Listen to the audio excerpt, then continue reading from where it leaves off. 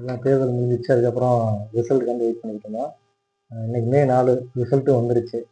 எந்த கட்சி ஆட்சியை பிடிக்க போகுது அப்படின்ட்டு. கடைசியா பார்க்கும்போது என்ன ஆயிடுச்சுனாக்க, தொங்கு சட்டசபை அந்த நிலைமையில தான் இருக்கு. ஏன்னா எந்த ஒரு கட்சியுமே பெரும்பான்மையை நிரூபிக்கல. ஓரளவு அந்தந்த கட்சிக்கு இருந்த மாதிரி வாக்குகள் வாங்கி கட்சியோட பலத்தை தக்க வச்சுட்டாங்க. அதில் என்டிகே மட்டும் கொஞ்சம் அவங்களும் ஓட்டு வாங்கியிருக்காங்க. போன தடவை வாங்கினதை காட்டிலும் இந்த தடவை கொஞ்சம் குறைச்சி தான் வாங்கியிருந்தாங்க. மற்றபடி நம்ம டிஎம்கே, ஏடிஎம்கே 2 கட்சிகளுமே பெருத்த எதிர்பார்ப்பு இருந்த நிலையில மிகப்பெரிய மாற்றத்தை உருவாகியிருக்கு. இந்த மாற்றத்துக்கு காரணம் என்னன்னு பார்த்தீங்கன்னா, நம்ம இளைஞர்களோட ஓட்டுகள்.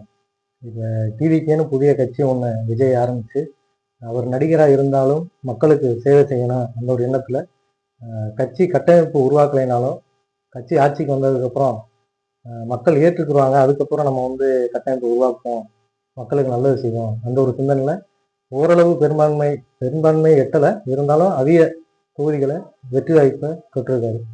பட் இந்த சூழ்நிலையில் யார் ஆட்சி அமைப்பா அப்படின்னு பார்த்தோம்னா, தொங்கு சட்டசபை அந்த நிலை தான் ஏற்படும். என்னன்னா, பெரும்பான்மை நிரூபிக்காத பட்சத்தில், அதாவது நம்ம சட்டமன்ற தொகுதி 234 இருக்கு, அதில் 117 + 1 118க்கு மேலே இருந்தால் தான் பெரும்பான்மையான கட்சிகள் அங்கீகாரம்.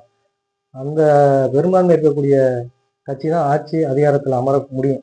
அதான் நம்ம இந்திய பிரதிநிதித்துவ சட்டம். இதில் ஆளுநர் என்ன பண்ணுவார்னா, அழைப்பு விடுப்பார். யார் பெரும்பான்மை இருக்காங்களோ அவங்களுக்கு ஆட்சி அதிகாரம் பண்ணிக்கலாம் அப்படின்ட்டு ஒரு அழைப்பு வச்சு எல்லாம் பண்ணுவாங்க. பட் அதுக்கு இடையில இப்போ என்ன ஆயிடுச்சுன்னா, மெஜாரிட்டி இல்லாத பட்சத்தில் அதிகமான மெஜாரிட்டி, அதாவது அதிகமான சீட்டு எண்ணிக்கை வச்சுருக்கவங்க ஒரு சின்ன சின்ன கட்சிகளை நம்ம கட்சிக்கு இணைக்கலாம், எப்படியாவது நம்ம கட்சிக்கு பெரும்பான்மைக்கு நிரூபிக்கணும், அதனால் கொண்டு வரணும். நிறைய, அதாவது எப்படி சொல்கிறதுன்னா, ஒரு சில சின்ன கட்சிகளுக்கெல்லாம் செல்வாக்கு அதிகமாக இருக்கும் இந்த நேரத்தில், இந்த தொங்கு சீட்டு விழும்போது. அந்த மாதிரி யார் அந்த கட்சிகளை கொண்டு வர்றது, இணைக்கிறது, அந்த மாதிரி இப்போதைக்கு ஆலோசனை தான் போயிட்டுருக்கு. அது சம்மந்தமாக நம்மளுக்கு நிறைய தகவல், நம்ம யூகிக்கக்கூடிய கருத்துக்கள்லாம் ஒவ்வொருத்தவங்களும் ஒவ்வொரு மாதிரி யூகிக்கிறாங்க. இப்போ டிவிகே பக்கம் எந்த கட்சி வரும், சின்ன சின்ன கட்சிகள் இதெல்லாம் வரும் அப்படின்னு ஒரு சில கட்சிகள் குறிப்பிடுறாங்க.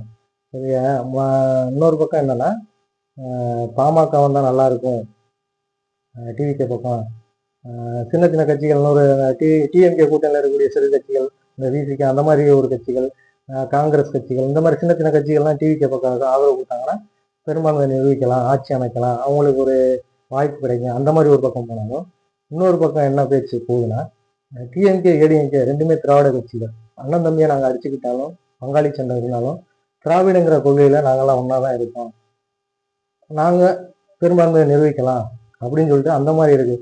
நீங்கள் கட்சியை தாண்டி பார்க்கணும், அரசியல் கொள்கையை தாண்டி மக்களுக்கு சேவை செய்யணுங்கிறனா என்ன வேணாலும் பண்ணலாம். அந்த மாதிரி சூழ்நிலையை தான் இப்போ உருவாக்கியிருக்கு. இருந்தாலும் விஜய்க்கு இப்போ தான் முதல் முறையாக கட்சி துவங்கி ஆட்சி அதிகாரத்துக்கு போகக்கூடிய வாய்ப்பு கிடைச்சிருக்கு. இருந்தாலும் ஆட்சி அதிகாரத்துக்கு வந்தவுடனே மக்கள் ஏற்றுக்கொள்வாரா அப்படிங்கிறது அவரோட இனி ஒரு 4-5 தினங்களில் தெரிஞ்சோம் என்ன மாதிரி சூழ்நிலை அப்படின்ட்டு. ஏன் இதை திரும்ப திரும்ப சொல்கிறேன்னா, எந்த ஆட்சி வந்தாலும் நம்ம மக்களுக்கு நல்லது நடக்கணும். அதே சமயத்தில் தகவல் பெரும் உரிமை சட்டம் அது ஏற்கனவே நல்லா வலிமையாக தான் இருக்குது. அதுக்கான இயக்கங்கள், தன்னார்வலர்கள், சமூக ஆர்வலர்கள் நிறைய பேர் பொது பிரச்சனைகளுக்கு முன்னெடுத்து போயிட்டு இருக்காங்க. அதே மாதிரி பொதுமக்களுக்கு சேவை பெறும் உரிமை சட்டம் வந்தால் மிக சிறப்பாக இருக்கும். ஏற்கனவே இது டிவிகே கட்சியில் விஜய் அவர்கள் பரப்புரையில் சொல்லியிருக்காரு. அதனை சார்ந்து இன்னொரு விஷயம் என்னன்னா, அந்த டிவிகே கட்சியில் இந்த நம்ம சட்டங்கள் பேசக்கூடிய குழுவிலேருந்து ஒரு நபர் எம்எல்ஏ ஆகிட்டாரு. அவருக்கு நம்மளுடைய வாழ்த்துக்களும் தெரிவிச்சுக்கிறோம். பட் இன்னொரு விஷயம் பார்த்தீங்கன்னா, இந்த அரசியலில் இப்போ எங்கள் தொகுதி அதெல்லாம் பார்த்துக்கிட்டிங்கன்னா மும்முனை போட்டி தான் இருந்தது. இருந்தாலும் அதிக வித்தியாசம்லாம் இல்லை. வாக்குகள் ஆரம்பத்துலேருந்து 150, 300, 500 இந்த ஓட்டுகளே தான் வித்தியாசம் வந்துக்கிட்டு இருந்துச்சு. கடைசியாக ஒரு கட்சினா 29%, ஒரு கட்சினா 30%, வெற்றி பெற்ற கட்சி 31%, இதுதான். ஆனால் மக்கள் என்ன 60,000 வாக்குகள் போட்டிருக்காங்க, செலுத்தியிருக்காங்க. பட் இவங்களோட மற்ற ஓட்டு போட்டு ஜெயிச்சவங்க தான் எம்எல்ஏ ஆகி உள்ளே போயிருக்காங்க. மற்ற இவங்களை நம்பி மற்றவங்க ஓட்டு போட்டிருக்காங்களா, 60,000 மக்கள் 2வது இடம் 3வது இடம், இவங்களோட நிலை, இவங்களுக்கு அவங்க தான் வேலை செய்யணும் ஜெயிச்சவங்க. ஆனால் ஜெயிச்சு வரக்கூடிய எம்எல்ஏ யாராக இருந்தாலும் அந்தந்த தொகுதி மக்களுக்கு, எல்லா மக்களுக்குமே சேர்த்து பொதுமக்களுடைய பிரச்சனையை தீர்க்கக்கூடிய நபராக சட்டசபையில் குரல் எழுப்பணும். அதான் நம்மளுடைய விருப்பம். நன்றி.